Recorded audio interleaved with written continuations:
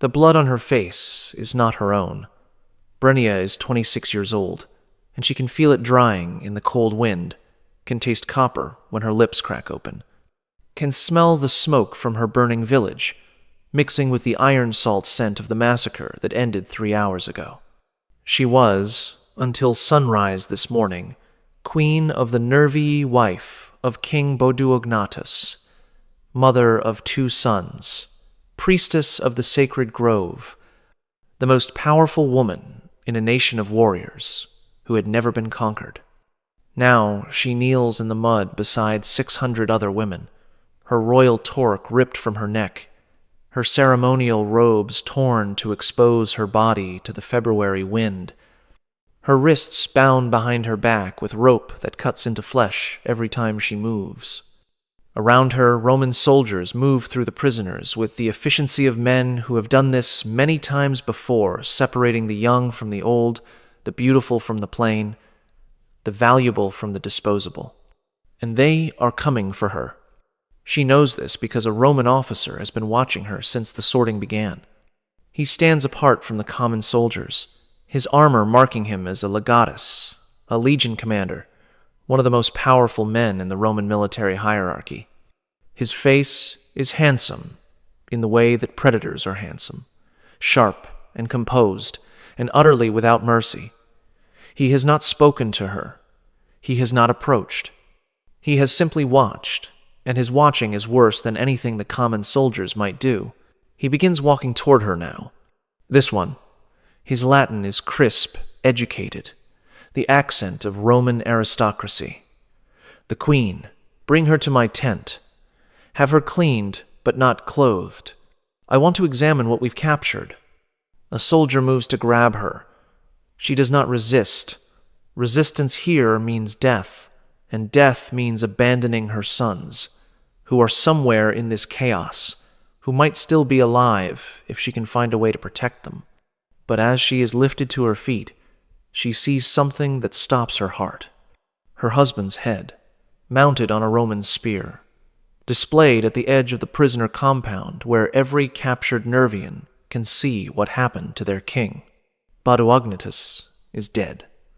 The man she has loved since childhood, the father of her children, the king who swore to protect their people dead and displayed like a trophy for Roman entertainment. She does not scream. She does not weep. She locks the grief somewhere deep inside her, somewhere it cannot interfere with what she must do next. Because now she understands something that changes everything. She is the last authority of the Nervii. With Boduognatus dead, she is not merely a captured queen, she is the vessel of her nation's sovereignty, the keeper of its sacred knowledge, the only person alive who knows where the tribe's treasury is hidden, where the Druids concealed the artifacts that must never fall into Roman hands, where her sons were sent when the battle turned against them. The Romans do not know this yet. They see only a queen valuable as a trophy, useful as a hostage, entertaining as a conquest. They do not know what they have actually captured. And she intends to use that ignorance to destroy them.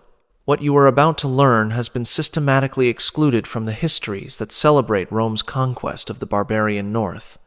The historians who documented Julius Caesar's Gallic Wars focused on battles and strategies, on the genius of Roman military organization, on the civilizing mission that supposedly justified the conquest of peoples who had lived freely for centuries. They recorded casualty figures in the hundreds of thousands, entire nations destroyed, populations enslaved, cultures erased from the earth. But they did not record what happened to the women. Tonight, you will learn what Roman legions actually did when they conquered tribal peoples. You will learn about the systematic processing of captured women, the hierarchies that determine their fates, the specific horrors reserved for the wives of defeated chiefs who represented the highest value captures. You will learn about Brenia, queen of the Nervii, who watched her husband's head mounted on a Roman spear and decided in that moment that she would not merely survive, she would find a way to make Rome pay for what it had done. Subscribe if you want to understand the true cost of Rome's conquests. Comment below telling me where you are watching from. Because Brennea is about to enter the tent of Legatus Gaius Cornelius Scipio, and what happens in that tent will determine whether she lives or dies, whether her sons survive or perish, whether the Nervi have any future at all. But I need to warn you about something first. This story does not go where you expect it to go. There will be moments when you think you understand what is happening. There will be moments when you think you know who the villains are and who the heroes are. There will be moments when you think the ending is obvious. You will be wrong. Because what Roman legions did to the wives of defeated tribal chiefs was more complicated than simple brutality. It was a system, and systems can be manipulated by people who understand them.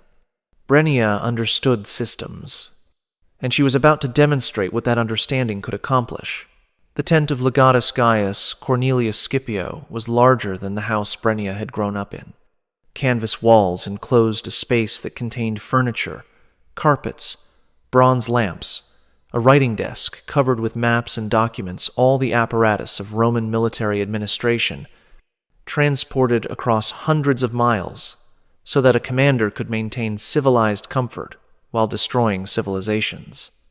She was brought inside by soldiers who positioned her at the tent's center, then withdrew to guard positions by the entrance. She was alone with the legatus. Scipio circled her slowly, examining her the way he might examine a horse he was considering purchasing. "The Queen of the Nervi," he said, "wife of Bodognatus, who killed 3,000 of my men before we brought him down. Mother of 2 sons who have apparently vanished, we're still searching." He stopped in front of her, his eyes meeting hers. "And priestess of your people's sacred grove. That's the detail that interests me most." She said nothing. Let him talk. Let him reveal what he knew and what he didn't. "The Druids performed their rituals in that grove," he continued. "They kept records there, artifacts, treasures accumulated over centuries. My scouts found the grove, or what was left of it after your people burned it, but they found nothing of value, just ash and bones." Still, she said nothing, which means the Druids moved their treasures before we arrived. And the only people who would know where they moved them are the Druids themselves, who died defending the grove, or the king who is decorating a spear outside, or the queen. He smiled. I am a woman. The Druids did not share their secrets with women. The Druids made exceptions for queens who were also priestesses. Your people's own traditions confirm this. You were initiated into mysteries that ordinary women were forbidden to know. He was well informed, too well informed. Someone had told him things that only a Nervian would know. "What do you want?" she asked. "I want the Druid treasures. I want the tribal treasury that your husband hid before the battle. I want the location of your sons, who are heirs to a throne that no longer exists but who might still be useful as hostages." He paused. "And I want you to cooperate willingly, rather than requiring persuasion. And if I refuse, then I persuade you. There are methods that work on almost everyone, given enough time and creativity. I would prefer not to damage you. Undamaged queens are more valuable, but I will if necessary. What do you offer in exchange for cooperation?" The question surprised him. She saw it in the slight shift of his expression. He had expected pleas, or defiance, or silence. He had not expected negotiation. "You are not in a position to negotiate. Everyone is always in a position to negotiate. I have information you want. You have power over my survival and my children's survival. That is the basis for a transaction. The transaction is simple. You tell me what I want to know, or I hurt you until you tell me. That transaction destroys the value of what I'm offering. Torture produces unreliable information. People say whatever will stop the pain. If you want accurate locations for treasures and children, you need my genuine cooperation, not words extracted through suffering." Scipio studied her with new interest. "You've thought about this. I had 3 hours in the mud watching your soldiers sort prisoners. That is a long time to think. What do you want in exchange for the information? My sons' lives. Not their freedom, I know, that is impossible, but their lives. Assigned to household service somewhere, they will be fed and sheltered and permitted to grow to adulthood. That might be arranged. And my own life. Not freedom, not comfort, but life. Assigned to purposes that do not involve the special entertainment that I know awaits captured queens. You know about that? Your soldiers are not quiet. They discuss what happens to valuable female prisoners. The centurion who bound my wrists explained in detail what I could expect if I did not cooperate with whatever was demanded. Scipio was quiet for a moment. When he spoke again, his tone had shifted less predatory, more businesslike. If your information proves accurate, I can guarantee your son's survival. I can assign them to my own household, where they will be treated as valued property rather than disposable labor. And me? You are more complicated. A queen of the Nervii is a significant trophy. There are expectations about how such trophies are displayed and used, but he paused, considering. There might be alternatives, depending on how valuable your information proves to be. I need more than might be. I need specific commitments before I reveal anything. You are negotiating as if you have leverage. You don't. I have the only accurate information about treasures that represent years of your soldiers' pay. I have knowledge about my son's location that your search parties will not find without my help. I have the ability to give you true information or false information, and you will not know the difference until your men have wasted weeks following wrong directions. She met his eyes steadily. I have leverage. The question is whether you are intelligent enough to recognize it. A long silence.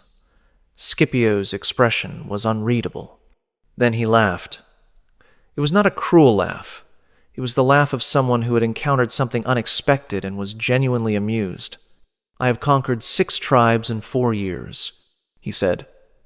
I have processed thousands of prisoners, chiefs, warriors, priests, queens. None of them have spoken to me the way you just did. Perhaps none of them understood their situation as clearly as I do. Perhaps. He moved to his desk, poured wine into 2 cups, brought one to her. Her hands were still bound. He held the cup to her lips so she could drink. Tell me about the treasury. If your information is accurate, we will discuss terms for everything else. She drank. Then she began to talk. But she did not tell him the truth. She told him a version of the truth accurate enough to be verified in the short term, inaccurate enough to waste his time and resources in the long term.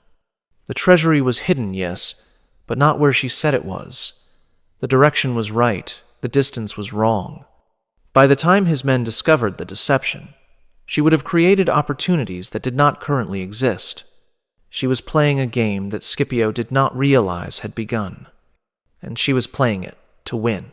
Let me stop here to explain something about how Roman legions processed captured women, because without this context, you cannot understand what Brenia was navigating. When a tribe was conquered, its women became property of the Roman state. The disposition of that property followed a specific hierarchy based on the women's perceived value. At the bottom were common women farmers' wives, craftsmen's daughters, the ordinary population of the defeated tribe. These women were sold in bulk to slave traders who transported them to markets throughout the empire. They became agricultural laborers, domestic servants, prostitutes in roadside establishments, whatever purposes buyers found for them. Above them were skilled women weavers, brewers, women with craft knowledge that made them more valuable than common laborers. These women were sold individually, often at significant premiums, to buyers who wanted their specific skills. Above them were noble women, the wives of warriors and minor chiefs, women whose status in the tribal hierarchy translated into perceived quality. These women were often kept by officers as personal servants or concubines, or sold to wealthy Romans who wanted exotic companions. And at the top were queens and princesses, the wives and daughters of tribal kings, the highest value captures, the trophies that demonstrated Roman power most dramatically. Queens had special value because they represented the complete subjugation of the defeated nation. A queen kneeling in chains demonstrated that even the highest status in barbarian society meant nothing against Roman power. Queens were displayed in triumphs, the ceremonial processions through Rome that celebrated military victories. They were given to important men as gifts, demonstrating the gift-giver's access to rare treasures. They were sometimes kept alive for years, their continued existence serving as ongoing proof of Rome's dominance. But queens also faced specific horrors that other captives were spared. Because queens represented their nation's sovereignty, their degradation had to be complete and public. They were stripped of all markers of their former status jewelry, clothing, symbols of rank. They were renamed with Latin names that erased their identities. They were forced to perform acts of submission that demonstrated their acceptance of Roman authority, and they were made available to their captors in ways designed to maximize humiliation. The special entertainment that Brenia had referenced was well documented in sources that Roman historians later tried to suppress. Captured queens were often assigned to officers' quarters for hospitality purposes, a euphemism for systematic intimate use by whoever the commanding officer wished to reward. They might serve dozens of men over weeks or months, their royal status adding spice to what would otherwise be ordinary abuse. This was the fate Brenia was trying to avoid. This was the system she was trying to manipulate. This was the horror that awaited her if her gamble failed. And her gamble was about to get more complicated. The morning after her first conversation with Scipio, Brenia was moved from the prisoner compound to a tent near the legatus's quarters. It was a servant's tent, small, uncomfortable, guarded, but it was private, and privacy was valuable. She was also given clothing, not her royal robes, which had been taken as trophies, but a simple tunic that covered her body and provided some protection against the February cold. The clothing was a signal. She was not yet being treated as ordinary captured property. The signal meant Scipio was still negotiating. She spent the morning thinking through her situation. The false information she had provided about the treasury would take time to verify. Scipio would send soldiers to the location she had described. They would search. They would find nothing. And Scipio would return to demand the truth.